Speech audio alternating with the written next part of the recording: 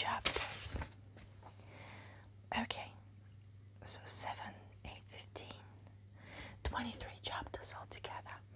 So we can have a few chapters today and we'll see how it goes in the past, next few days, okay? Right, let's start. So, this book is Good Old Timmy and Other Stories. So, chapter 1.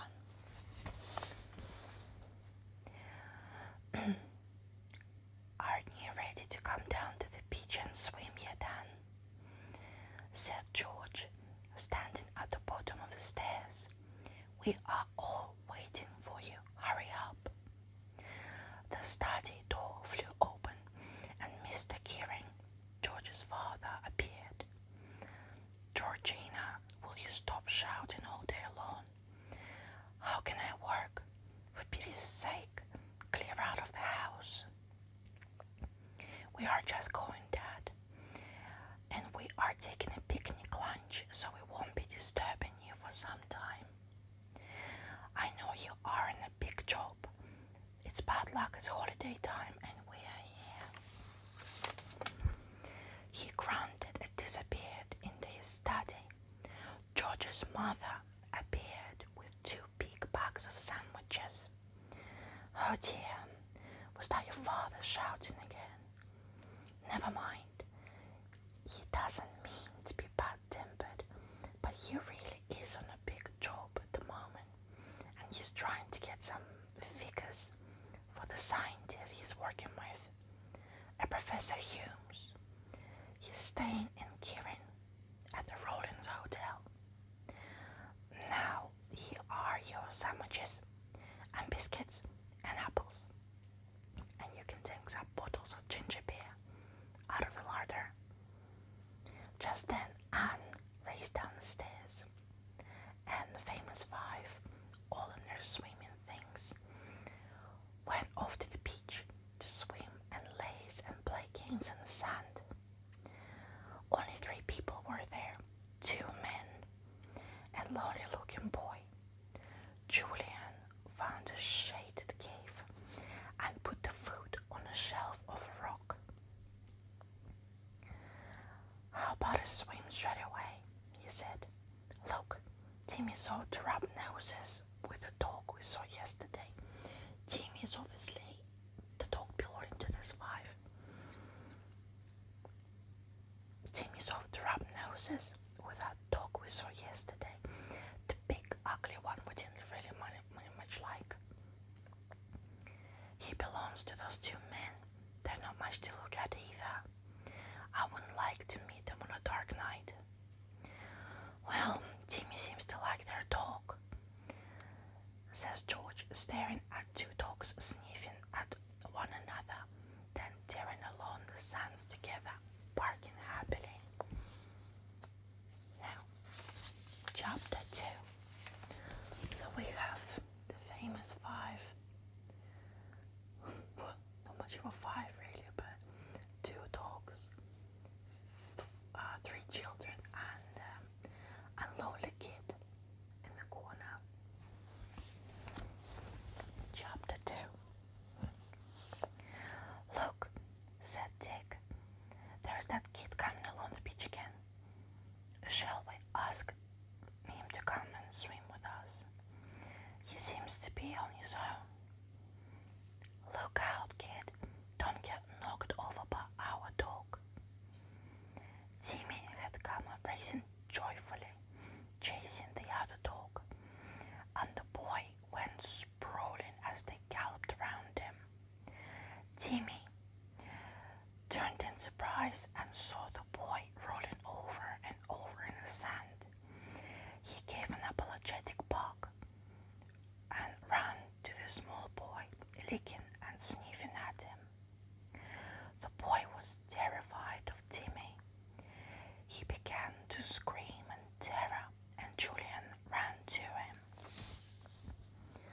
He's only making friends. He's only saying he's sorry he knocked you over. He won't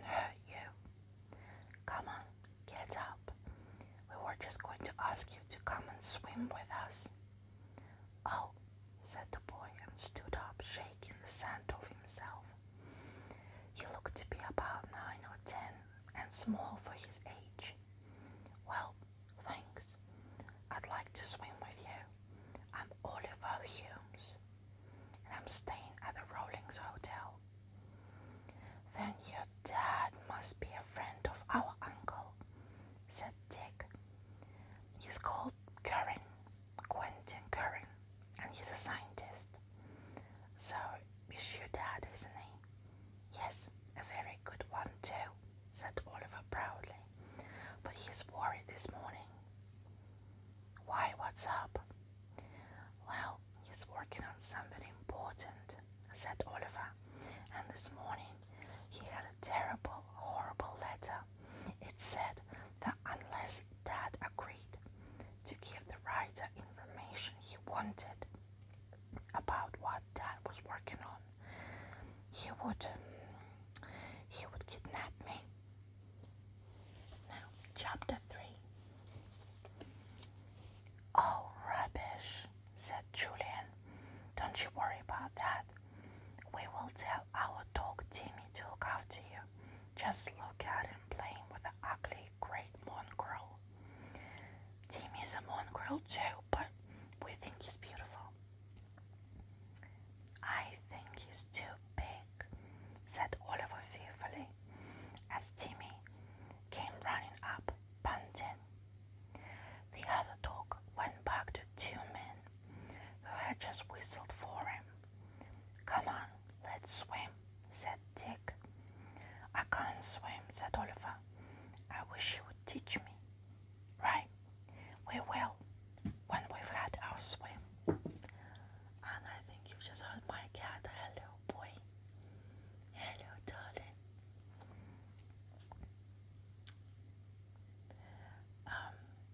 My mom, she gave me a spray with a valerian for my cat, and I sprayed the side of the cat box, with a scratching bit, and he's going mental about it. He absolutely loves it.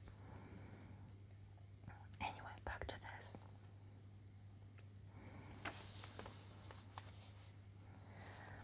Anne said, we'll go into water now. Come on. And soon the 5, Timmy too, were splashing in the sea, yelling and diving in and out, having a glorious time, while Oliver paddled near the shore. Then suddenly Julian gave a shout and pointed to the beach. Look, what's happening there? Hey! All the 5 looked and saw something very surprising. The 2 men who owned their big brown dog were dragging Oliver out of the water, one with his hand over the boy's mouth. They are kidnapping him. Remember the threatening letter he told us about that his dad got this morning? Come on, quick, see if we can stop them. Timmy, come on now. Now, chapter 4. They swam to the shore and slipped hurriedly into the sandals. They have taken the kid up the cliffs. They are at the top log, panted Julian. After them, Timmy. But not even Timmy could get up the cliffs in time to rescue the screaming boy. Julian was at the top first, with Timmy, just in time to see a car driving off. The big dog was galloping after it. Why didn't they take the dog in the car? Wondered Dick.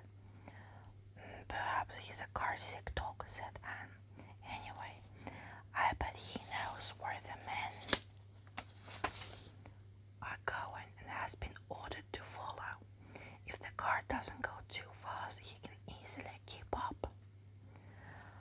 I've got the number anyway, said Dick. Listen, I think Anne's right when she says the dog must know where the men are going, said Julian.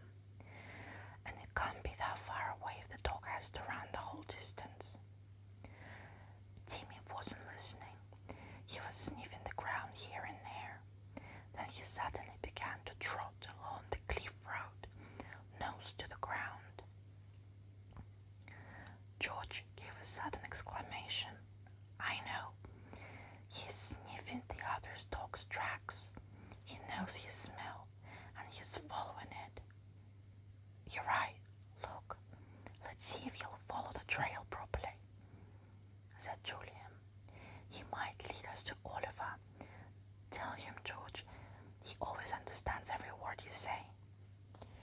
Timmy, listen, said George, and pointed to some paw marks made in a sandy road by the big mongrel dog. Follow, Timmy, follow. Understand? Timmy lifted his big head and looked hard at George. His ears pricked up, his head on one side. Yes, he understood. Then, with nose to the ground, he trotted swiftly away down the cliff road, sniffing the tracks of the other dog. How did he do it? What a nose Timmy had. Come on, said Dick. Timmy will lead us to whatever those men are taking Oliver. Right, chapter 5. Very steadily, Timmy followed the scent down the cliff road, turned off to the left, trotted down a lane, swung to the right, then to the left. He waited at the traffic lights, and when they changed to green, he crossed the road and then trotted right through the town, nose the trail. The children patted behind in their swimming things and getting very puffed. At the other end of town, Timmy turned to the left and patted down the lane, nose still on the scent. The four followed closely. I'll have to have a rest soon, panted Anne. Hey, that's the car that took the boy away, exclaimed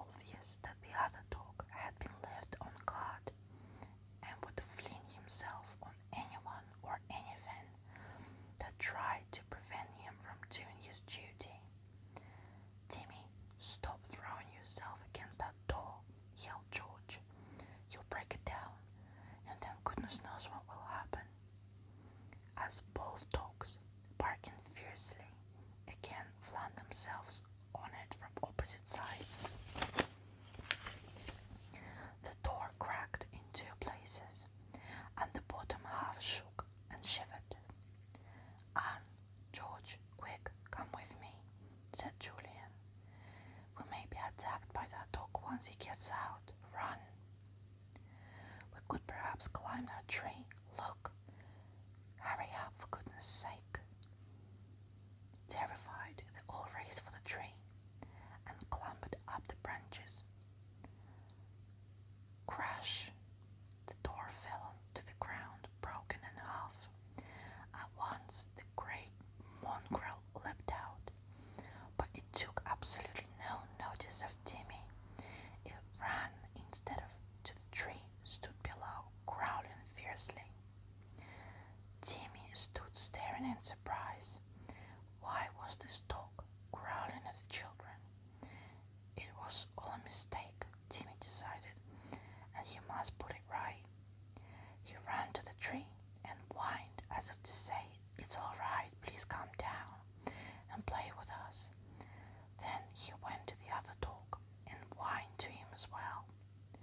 Mongrel gave a loud bark and jumped up. He ran off a little, stopped and turned around as if saying to Timmy, "All right, you want a game? Then so do I. You are the dog I played with this morning, aren't you? Well, come on, let's have a game." And to the children's enormous astonishment, the two dogs gambled amiably together. Chapter 7. "I feel a bit silly up here," said Dick, climbing down. "Come on, the war is over. Those dogs look as if they are friends for life. Let's go and get that kid." With the frightened boy safely in their midst, they began to walk cautiously out of the field. The two dogs took absolutely no notice. The big mongrel had got Timmy down to the ground and was pretending to worry him. Timmy was having the time of his life. "Look, there is a bus going to Curran," said Julian, delighted. "Stop it. We'll get in and take Oliver back to safety while we have a chance. Timmy will have just to walk. He'll make that dog forget all about guarding Oliver." It wasn't very long before they were safely back on Curran.